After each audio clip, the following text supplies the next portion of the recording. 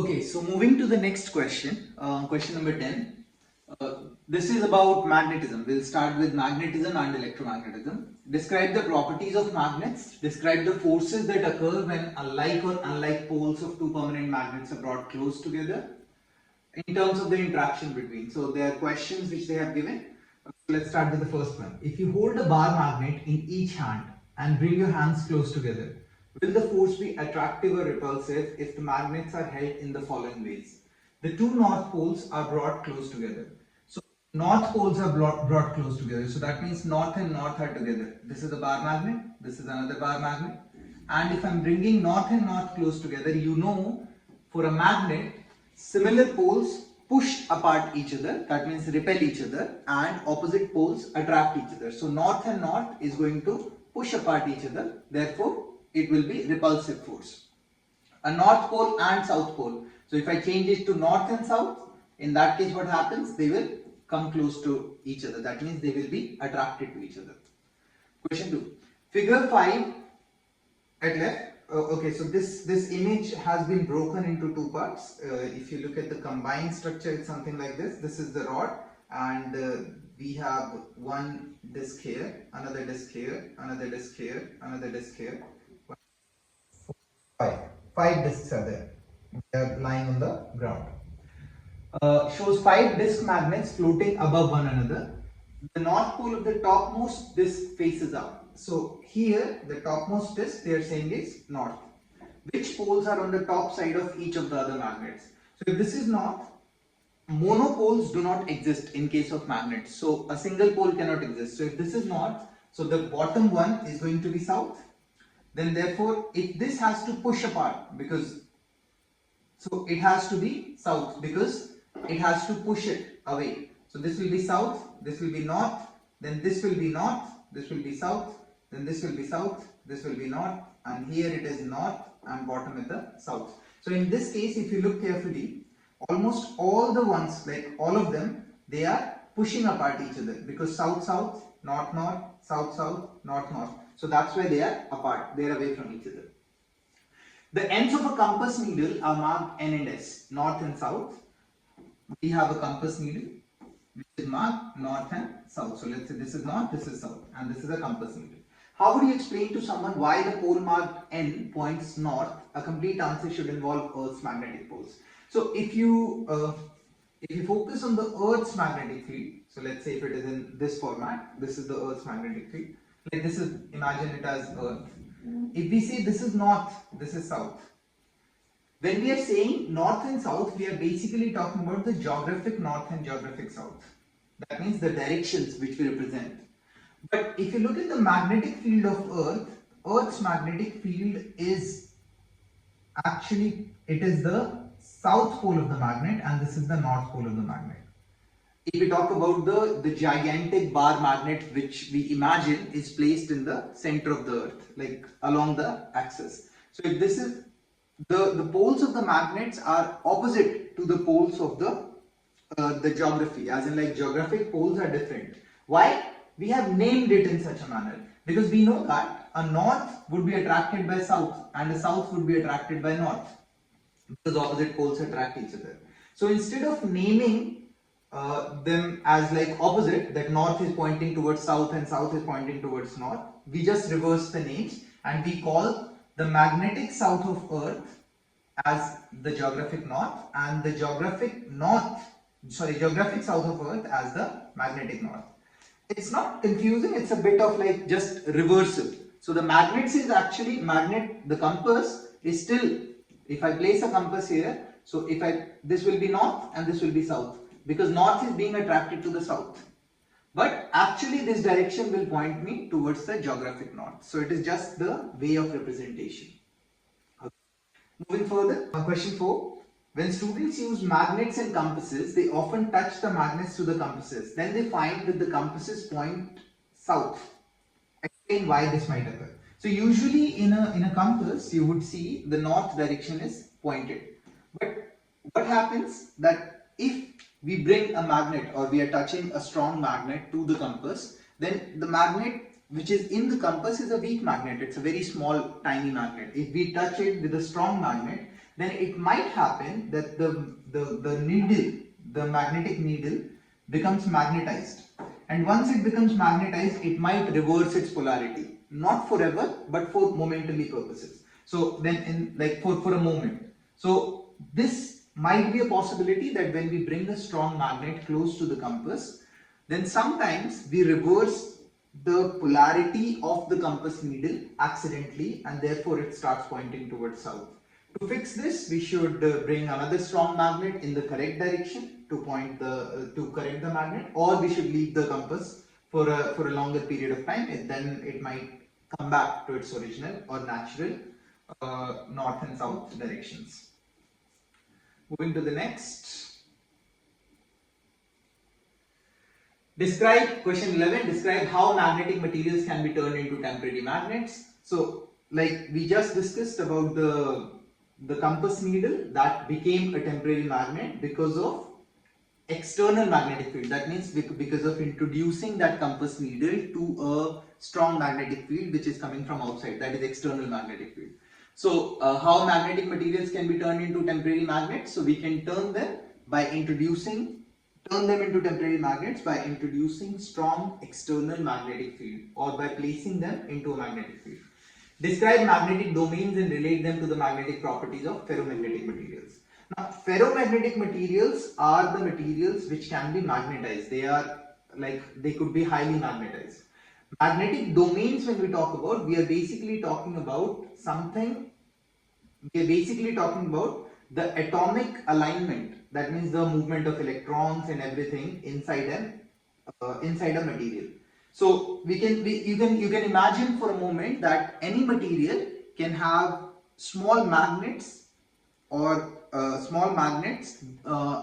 similar to basically imaginary small magnets inside it, which is affected by an external magnetic field. Those small magnets or imaginary magnets are basically called magnetic domains. If we go in more detail, they are basically electrons revolving around the nucleus. So anyway, so a ferromagnetic material which could be magnetized. So usually these magnetic domains are randomly aligned. That means they are in all directions.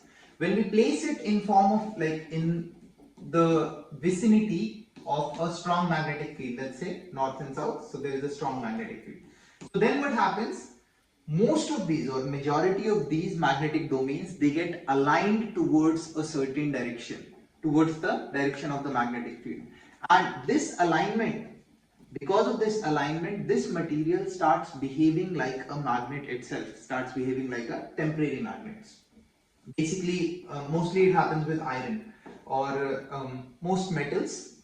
What happens is that when we place it in the magnetic field, it takes the characteristics of the magnets in which it is being placed, or because of the alignment of the magnetic domains in the same direction, and therefore it gets temporarily magnetized. This magnetism could last for hours, it could last for days, it could last for even like months, but depending on how strong the magnetic field is and how strong the alignment is. Let's take a question. Magnetic domains. Explain what happens to the domains of a temporary magnet when the temporary magnet is removed from a magnetic field. If we remove it, then what happens? Slowly, the domains of that particular temporary magnet starts going random again and start losing its magnetic properties during over time. But depends how strong the magnetic field was, how much time it will take to demagnetize completely. Imagine a toy containing two parallel horizontal metal rods, one above the other. The top rod. Okay, let's go. Question. Imagine a toy containing two parallel horizontal metal rods, one above the other. The top rod is free to move up and down, and the top rod floats above the lower rod when the top rod's direction is reversed. However, it falls down onto the lower rod. Explain how the rods could behave in this way. Basically, you can say that if this is the toy and this is one rod here, and rod here. So if this is the north and the south, then this has to be north and the south for in this particular situation. If the top rod is floating above, But if I reverse it, then what would happen? It would become north and south here, and therefore south-north, it would fall down. Even if this thing is demagnetized, that means it is not a magnet, because they are vertically aligned, because of gravity, it will fall eventually anyway. B part, assume the toy's top rod was lost and another rod replaced it. The new rod falls on top of the bottom rod, no matter its orientation. That's exactly what I was telling you. If the rod is falling regardless, so that means the material which we are using, that rod is falling not because of the magnetic field of the bottom rod, rather it is falling because of the gravity, because they are vertically aligned. So this one is non-magnetized in B case, in part B. These are theoretical questions, like not very difficult. Question 12, okay, here we have some questions where we need to calculate things. So, first question here. How does the strength of a magnetic field that is 1 centimeter from a current carrying wire compare with each of the following? The strength of the magnetic field 2 centimeter, the strength of the magnetic field 3 centimeter. You should remember that the magnetic field here, due to a straight current carrying wire, is inversely proportional to the distance. So if distance is increased, like how far I am going, the magnetic field will reduce. So 1 centimeter would be the strongest, 2 centimeter would be slightly weaker, 3 centimeter would be weakest among these three. If I make the distance more, magnetic field will reduce. If I make the current more, magnetic field will increase. Remember, current through the wire. A long straight current carrying wire lies into the north-south direction. So this is east, west. Try to visualize it three-dimensionally. This is north, this is south, this is up, and this is down. A long straight current carrying wire lies into the north-south direction. So there is a strong current carrying wire.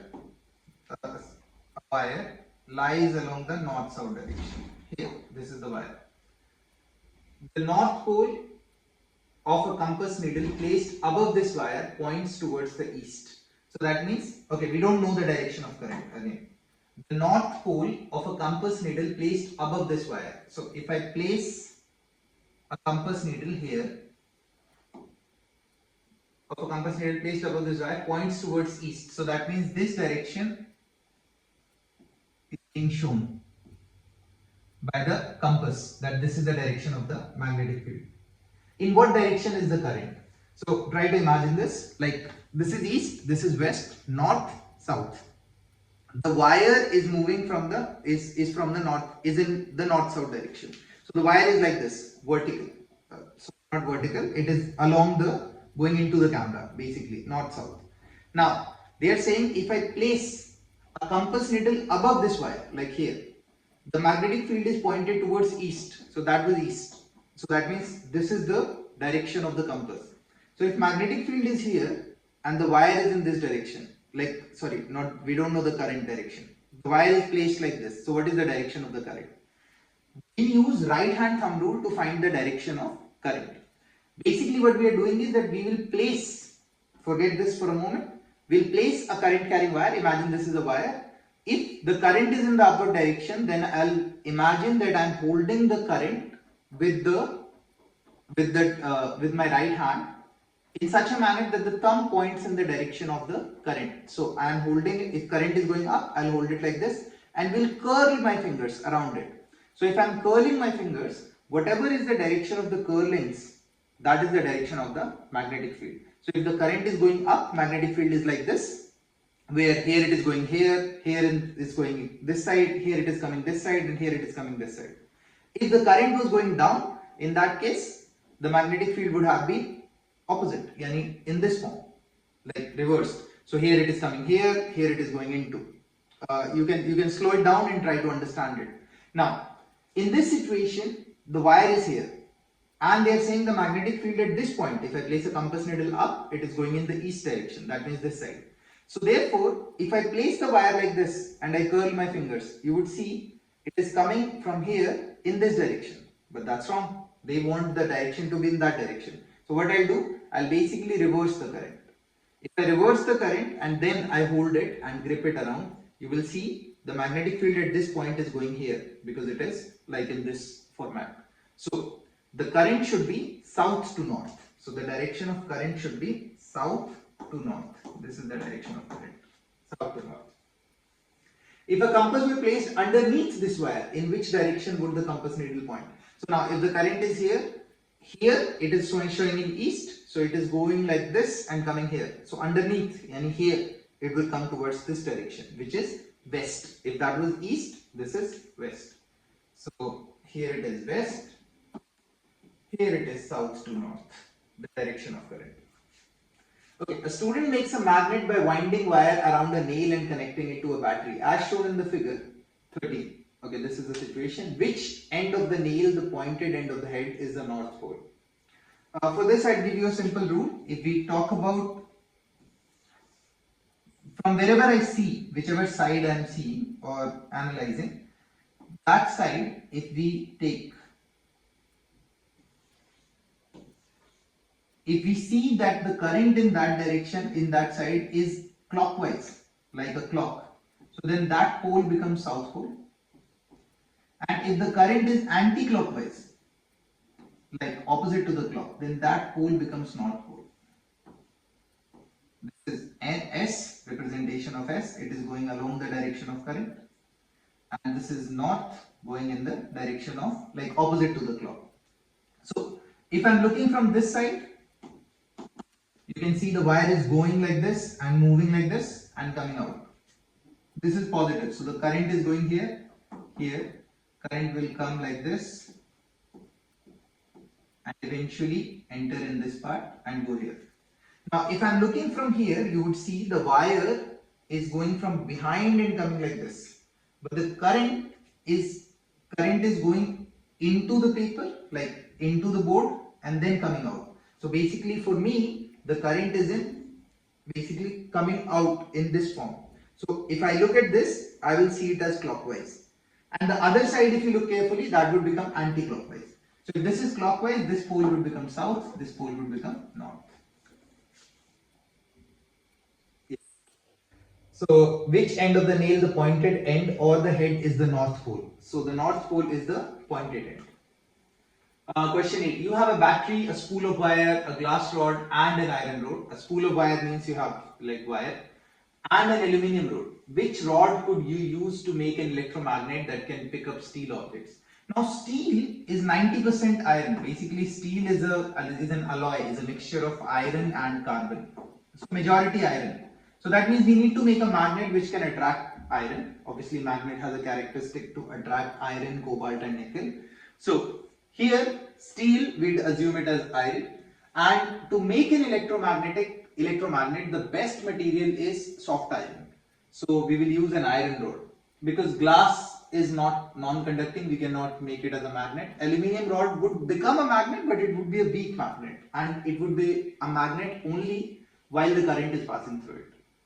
So iron rod would be the correct answer. The electromagnet in the previous problem works well, but you would like to make the strength of the electromagnet adjustable by using a potentiometer as a variable resistor. Is this possible? Yes, it is possible. What can we do? We can basically increase or decrease the current using a potentiometer. So we will connect a potentiometer in series with the aluminium rod and the electromagnet, and if we make the resistance of the potentiometer more, the current would eventually become less and therefore the magnet will become weak. And if I make the resistance of the potentiometer low, the current will go higher and therefore the magnetic field will also become more. Okay, moving further. These are some, I think, conceptual questions. Electromagnets, explain how to construct an electromagnet. So we just discussed to construct an electromagnet, all you need to do is take a metal rod or mostly iron rod, soft iron core, and turn basically wind a wire around that particular magnet and pass the current through it. So that becomes an electromagnet. There you can basically control the value of magnetic field and everything using the value of current and potentiometer. Magnetic fields, what two things about a magnetic field can magnetic field lines represent? Magnetic field lines can represent direction of the field and it can represent strength. If the magnetic field lines are close to each other, the strength is more. So here they are close to each other, here they are away from each other. So here the strength is more, here the strength is weak. And they can represent the direction, whatever the direction of the magnetic field. Magnetic field lines are always closed loops, remember, they are never open. Magnetic fields, where on a bar magnet is the magnetic field the strongest? At the ends, or we call it as at the poles. So these are the poles, the strongest, because you can see here the magnetic field lines are closest here and here. Two current carrying wires are close to and parallel to each other and have currents with the same magnitude. If the two currents were in the same direction, how would the magnetic field of the wires be affected? How would the fields be affected if the two currents were in opposite direction? Imagine we have two current carrying wires, wire 1 carrying current I1 and wire 2 carrying current I2. Now the magnetic field, because of the first wire, will be like this, going into. Cross means going into the paper, dot means coming out of the paper. So the magnetic field lines are going to be somewhat like this. Same will be for this one. So if we look carefully, here I can see the magnetic field because of this one is going to be coming out, yani dot, and here it will be cross going in. For this one, here it will be coming out and here it will be cross. The thing is, if we see this wire is placed in the magnetic field of this wire, in the cross magnetic field. Yani this wire is placed in the cross magnetic field and this wire is placed in a dot magnetic field. This wire is placed in the cross magnetic field because of I1 and this wire is placed in the dot magnetic field because of I2.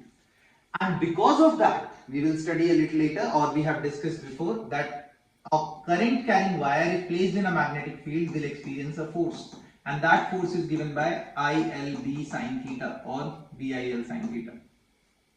If we will calculate the direction of force using, you can use right hand rule, you can use Fleming's left hand rule, you can use normal rule like normal thumb rule. So if we look at the direction of force, the magnetic field is out, the current is up. So basically you will see the current is up. I'll place my fingers towards the current, curl the magnetic field direction. It is pointing in this direction. This will experience a force here. And in the same way, if you calculate for this one, this will experience a force on the left.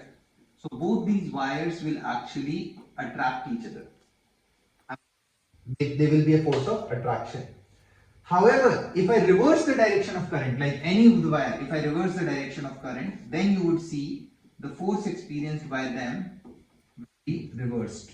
I would ask you to basically try to analyze it, how that happens, because then this wire would be, because the magnetic field for this one is going to be like this. So this wire would be in a dot magnetic field, and because of this wire is going to be in a cross magnetic field. And if you experience the force, this is the wire like this. So at this point it will be cross as well, cross magnetic field. So this wire will be placed in cross, this wire will be placed in cross. You can check the direction of forces, they will be repelling each other. So if in same direction, they will attract each other. If in opposite direction, they will repel each other. Describe how to use the right hand rule to determine the direction of magnetic field around a straight current carrying wire. We just discussed. You place your thumb in the right hand, thumb in the direction of current, and curl your fingers around it. That is the direction of magnetic field. A glass sheet with iron fillings sprinkled on it is placed over an active electromagnet. Okay, the iron fillings produce a pattern. If this scenario were repeated with the direction of current reversed, what observable differences would result? See, if there are iron fillings, let's say the magnetic fields are like this. It will not tell me the direction. So it will just tell me the pattern. Now if I reverse the current, the direction will reverse, but the pattern will remain same. So it should not affect, because the iron fillings are not telling you the direction. The iron fillings are only telling you the pattern. So I don't think the pattern is going to change, because if I reverse the direction of current, the pattern will still remain the same. Magnetic domains. Explain what happens to the domains of a temporary magnet when the temporary magnet is removed from the magnetic field. Slowly the magnetic domains would start to go randomized again, and slowly it will lose the magnetic strength. Imagine a toy containing two parallel horizontal metal rods, one above the other. Oh, we did discuss this. I think we did discuss 17th also. This is the right hand rule. In your book, this is the picture.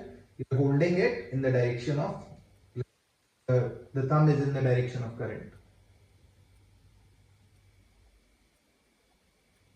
Define magnetic flux and its relation to the number of magnetic field lines. What two things about a magnetic field can magnetic field lines represent? We did discuss this. Magnetic field lines can represent the strength of the magnetic field and it can represent the direction of the magnetic field. When we talk about flux, we are basically talking about the number of field lines which are penetrating a particular region or a particular surface area. So let's say imagine this is a sheet. The number of field lines which penetrates through it perpendicularly are called as magnetic flux. So if the number of field lines are more, the magnetic flux will be more. If the number of field lines are less, the magnetic flux will be less. If the magnetic field lines are angled to the sheet, so that means the number of field lines which are perpendicularly passing will reduce, and therefore the magnetic field will also reduce. If it is parallel to the sheet, the magnetic flux will be 0. I don't think there is any question related to the magnetic flux specifically as per your EOT. But if you have to understand flux, it is basically the number of field lines which are penetrating through a area. That is the magnetic flux. Apply the right hand rule to determine the direction of the force acting on a charged particle moving in a magnetic field. Similar to the force on a current carrying wire, we have force on a charged particle. And the force on the charged particle is given by Q, V, B sin theta. Again, Q is the charge, V is the velocity, B is the magnetic field, and theta is the angle between the velocity and the magnetic field. Okay, again 95%, like 99% chances, the angle is either going to be 90 or 0. But we'll assume it as like just any general theta if there is. How to find out the direction? So you place your fingers, the right hand, in the direction of velocity of the charged particle and curl the fingers towards magnetic field. Place the fingers in the direction of velocity, and magnetic field is the curl towards magnetic field. The thumb will represent the force. Thumb will give you the direction of force. Right hand, remember. So in what direction is the force on an electron? One more thing, when we are expressing this rule, we are talking about positive charges, not negative charges. So we will solve it for positive charges. If the charge is negative, we will just reverse the direction. Yani if the answer comes out as north, I'll change it to south. In what direction is the force on an electron if that electron is moving east through a magnetic field that points north? East, west, north, south. In what direction is the force on an electron if the electron is moving east? So electron is going here. Velocity is east. Through a magnetic field that points north. The magnetic field is in this direction. This is the direction of B. So how would I find the direction of force? So velocity is towards east, west, north, south. So east, and I need to curl my fingers towards the magnetic field. So I cannot curl it like this. So I will keep my fingers towards the velocity, but I will turn it towards the magnetic field which is north, going here. So the thumb is pointing up. So therefore the force should be up. But it's an electron. So it's a negatively charged particle. So therefore force answer should be down. What are the magnitude and direction of the force acting on a proton? Here, this is the proton and the magnetic field is crossed, that means going into. So, velocity, curling towards cross, going into, the thumb is pointing up. Proton is positively charged, so the force will be up. How much will be the force? So, the angle if you see between the velocity and the magnetic field is 90 degrees. They are crossed like this. So, therefore, the force is going to be QVB sin 90, which is 1. You can place the values. For proton and electron, the charge is 1.6 times 10 to the power minus 19 coulomb. This will be given to you in the exam anyway. So you know the charge, you know the velocity which is given, you know the magnetic field. Simply multiply it, you'll get the result. Triply ionized particles in a beam carry a net positive charge of 3 elementary charge units. Now, when I say triply ionized particles, so say for example X 3 plus or X 3 minus, triply ionized, that means this one and this one, they both have charge plus 3 times 1.6 into 10 to the power minus 19, and here minus 3 times 1.6 into 10 to the power minus 19. There 1.6 into 10 to the power minus 19 is the charge of an electron or a proton, which will be given to you in the question or in the exam. A stream of doubly ionized particles. Okay, sorry, I missed the question 27. The same thing, here I was explaining to you. Here it is doubly ionized, so that means the charge is 2 times of E. 2 times of 1.6 into 10 to the power minus 19. This is the charge. Missing 2 electrons and thus carrying a net positive charge. This much plus charge. So again I don't have to reverse the direction. Moves at a velocity of this. I know the velocity, I know the charge. Perpendicular to a magnetic field of this, I know the angle. Perpendicular means 90. And the magnetic field. How large is the force acting? Simple expression, force equal QVB sine theta. Q is this, V is this, magnetic field is this, angle is 90, no change. Question 28. Triply ionized particles in a beam carry a net positive charge of 3 elementary charge units. The beam enters a magnetic field of this much, Tesla. The particles have a speed of this much and move at right angles to the field. How large is the force? Exact same question. This is velocity, this is magnetic field, but this is triply ionized. So the charge is 3e, yani 3 into 1.6 into 10 to the power minus 19, and it is positive. So no need to change direction. Put the value, angle is 90, somewhere, move at right angles. So theta is 90. Just put the values, you will get the result. A singly ionized particle, that means E, yani 1.6 into 10 to the power minus 19. This term is generally represented by E. E is not electron, remember, it's just a notation for 1.6 into 10 to the power minus 19 elementary charge. A singly ionized particle experiences a force of 4.1 into 10 to the power minus 13. I know the force. When it travels at right angle through a 0.61 Tesla, right angle means I know the angle.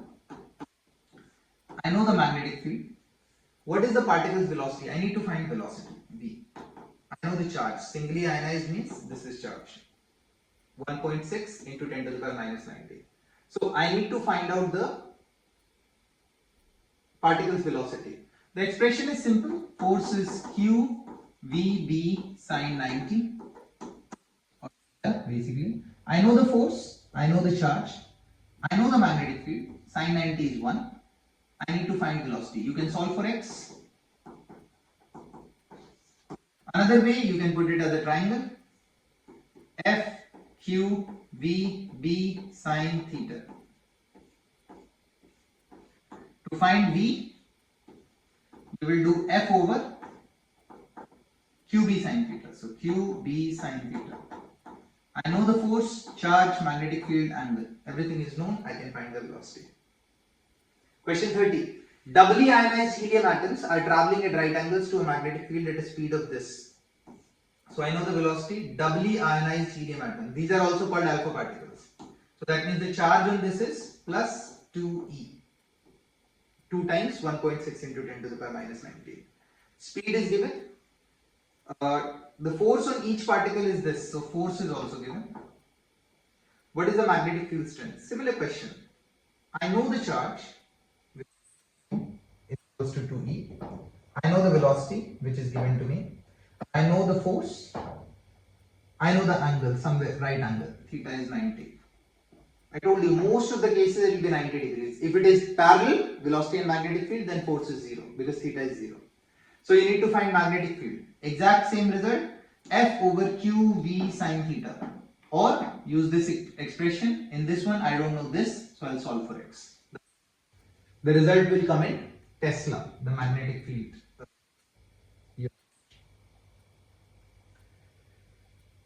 Explain how a current carrying conductor placed in an external magnetic field experiences a magnetic force. You're making your own loudspeaker. You make a 1 centimeter. Oh, okay. Yeah. This is a nice experiment. You can do it actually.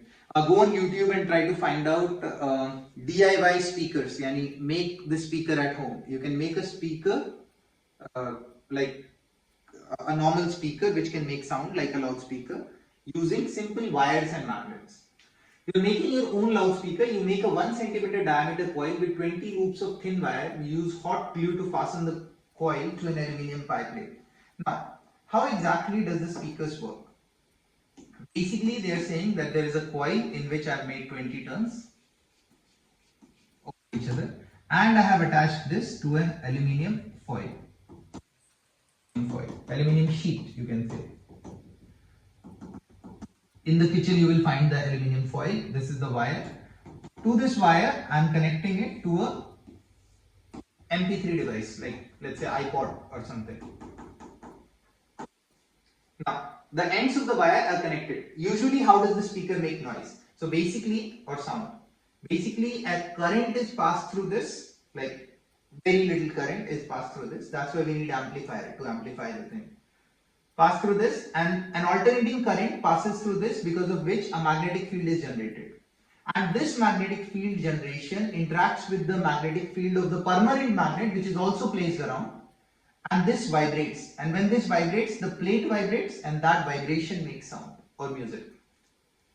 So the ends of the wire are connected to a plug that goes into the earphone jack on an MP3 music player. You have a bar magnet. See, we have a permanent magnet. Usually we use circular magnets, not bar magnets, because it's difficult for the bar magnets to get the strength correctly, strength center.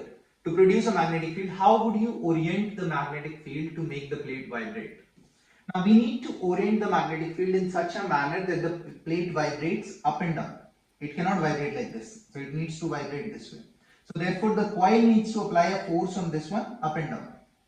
Now imagine this is the wire around this. So let's say the current passing through this is in this direction. So if the current is in this direction, the magnetic field must be perpendicular to it. That means because of the bar magnet. So if I place, let's say if the current is here, because it is going like this. So current is here, here it is like this. If current is here and magnetic field is here, so current and magnetic field, the force will be up. If current is here, magnetic field is in this direction. If the current is here and the magnetic field is here, the force will be down. So it will move like it is going up and down.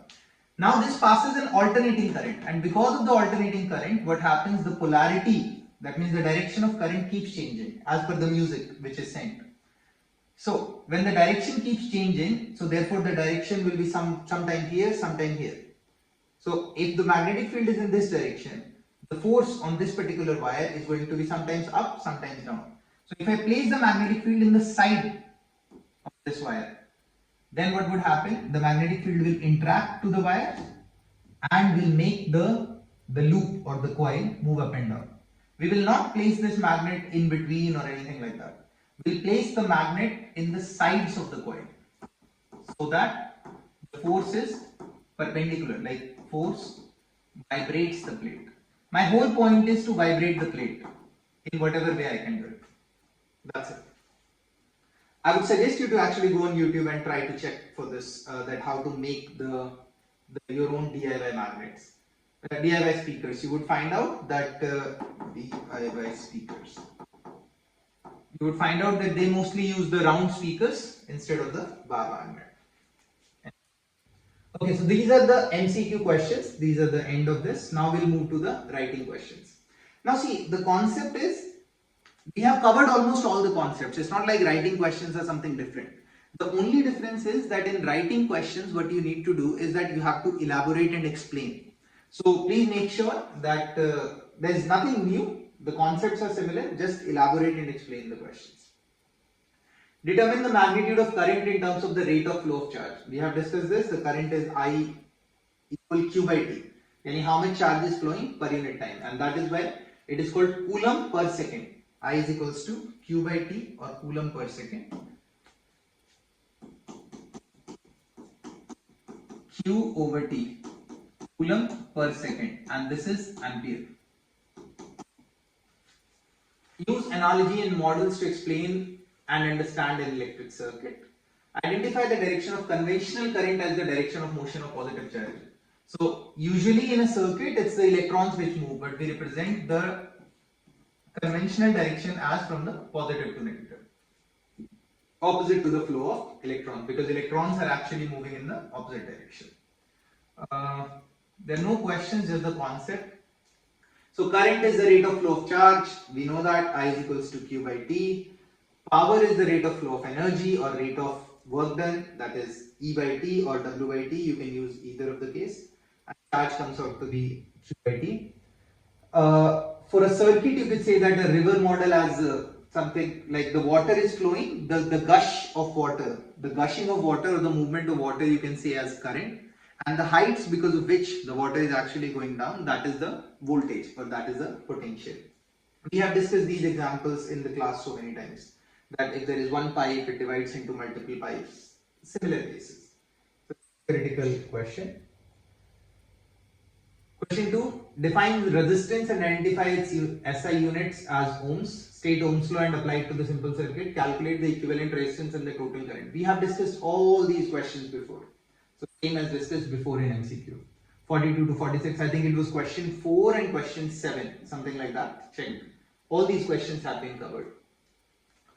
The only thing which I would suggest you here, I think this question is not here in the EOT, but you should know that resistance is directly proportional to the length of the wire. That means if I increase the length of the wire, we have discussed this in class, the resistance increases and is inversely proportional to the area of the cross section. That means if the wire is thick enough, resistance is going to be less. If the wire is thin, the resistance is going to be more. Reason being, because the flow is obviously easier here and it's difficult here. Assume it like a simple pipe in which water is flowing. Question 3, moving further.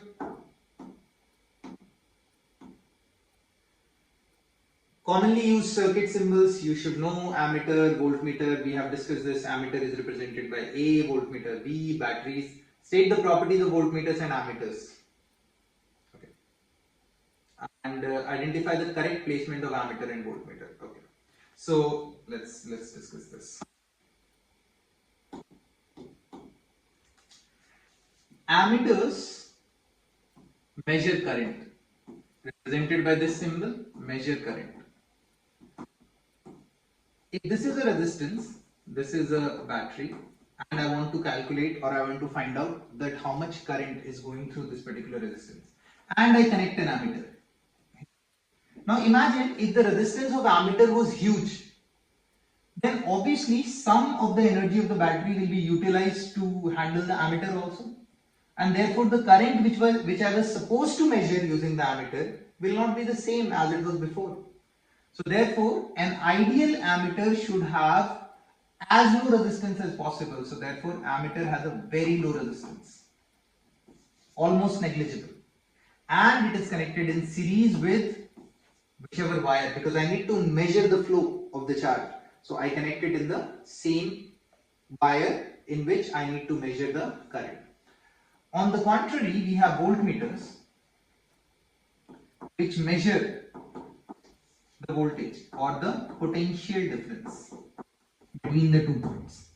So whichever 2 points, voltmeters represented by V, is a very high resistance device. An ideal voltmeter should have infinite resistance. But then you might say that then why does it not affect the circuit? Because the concept is voltmeters are connected in parallel. And if you remember, in parallel, the resistance, the equivalent resistance reduces effectively. So it does not matter how large the resistance is, the value of the current will be like very small effect would come in the value of the current and therefore the voltage drop. So voltmeters are connected in parallel and they are very high resistance. Remember this, in series, the net resistance or the equivalent resistance is always higher. I can say that higher than the highest resistance. Higher than the highest resistance. That means if 3, 4, 5 are connected in series, 3 ohm, 4 ohm and 5 ohm are connected in series, my net result will be more than 5. R equivalent will be more than 5 because you're adding them. Rather in parallel, if I connect 3 resistances, 3, 4, 5, connect in parallel, my net result will be less than 3. It will be smaller than the smallest resistance used in the parallel combination, because in parallel the net resistance reduces because of the expressions. They have also shown you here that ammeter is connected in series.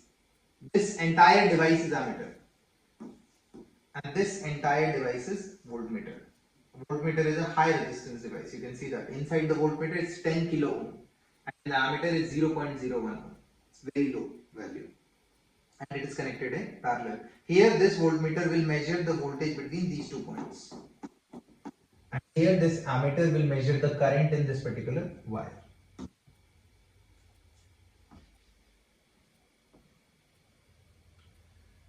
Question 4. Describe the properties of magnets, how magnetic fields, materials can be turned into temporary magnets, what's magnetism. We have discussed all this. The characteristics of magnetic field and sketch the field lines around a permanent magnet. So this is a bar magnet. Usually they say that we represent it with the green color as per your book, T. I'm colorblind, so I actually don't know. Magnetic field line is teal colored. Representation is teal colored. So this is the color convention.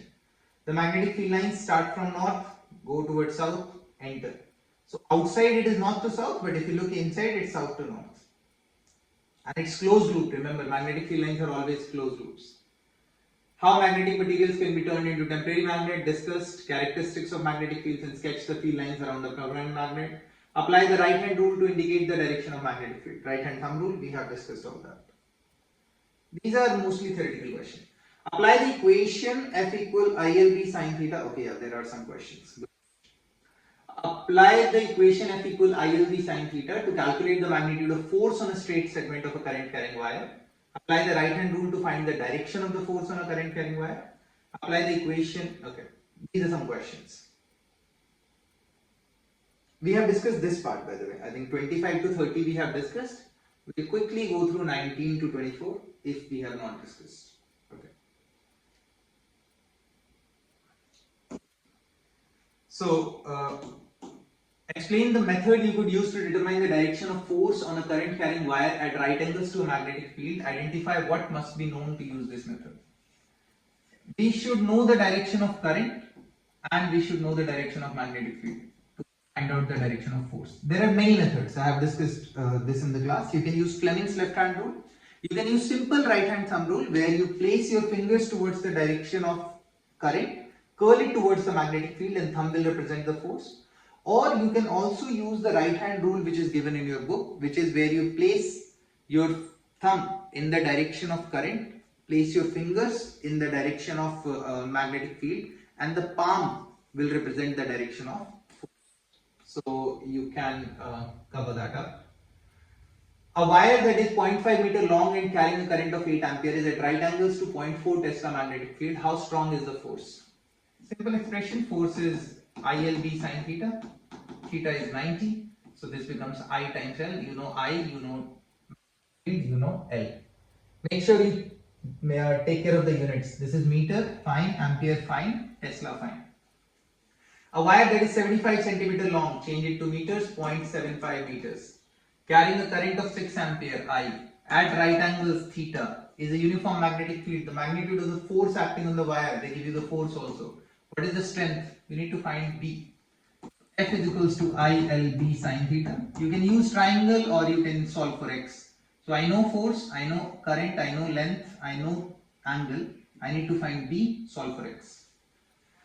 A 40 centimeter long copper wire, again 0.4, a current of 6 ampere, I, base 0.35 Newton. Okay, so they've given you the weight. Now this is an interesting question. A certain magnetic field is strong enough to balance the force of gravity on the wire. What is the strength of the magnetic field? Okay. There is a copper wire. Imagine this is a copper wire. And there is the weight of the copper wire is 0.35 Newton. 0.35 Newton. There is a magnetic field which is able to balance this force. So this is the magnetic force. should be 0.35 Newton to balance it. A certain magnetic field is strong enough to balance the force of gravity on the wire. What is the strength of the magnetic field? So I know the force now. Equal ILB sin theta. Do they give you the current? Okay. The current is 6, so I know the current, I know the force, I know the length. 40 centimeter, yes. I don't know the magnetic field and I know that it is at 90 degrees. Carries a current of 6 ampere. What is the strength of the magnetic field? A 40 centimeter carries a current of 6 ampere point. A certain magnetic field is strong enough to balance the force of gravity. It is strong enough to balance the force of gravity. We are assuming, like they have not mentioned it, but we'll assume it as 90 degrees. So it becomes ILB. B will become force divide I times of L, or you can solve for X. I will give you the value. How much current would be required to produce a force of 0.38 Newton on a 10 centimeter? I know the force, I know the wire length, change it to the thing, meters, right angle, theta, I know, magnetic field I know. So I need to find current. Solve for X again. You are making your own loudspeaker, you make a 1 centimeter diameter coil with 20, oh we have discussed this. So, in what direction is the force on electron? We have discussed all these, and that's it. These are basically all the questions of your EOT or the hiker. I would still suggest that try to solve and practice all these questions and do not just depend on this. If you're done with these questions, try to do the questions which we have not covered here. That means which is not in the EOT but still are there in the book. So go through them, read, because we still have time and we can explore, like practice more and more questions.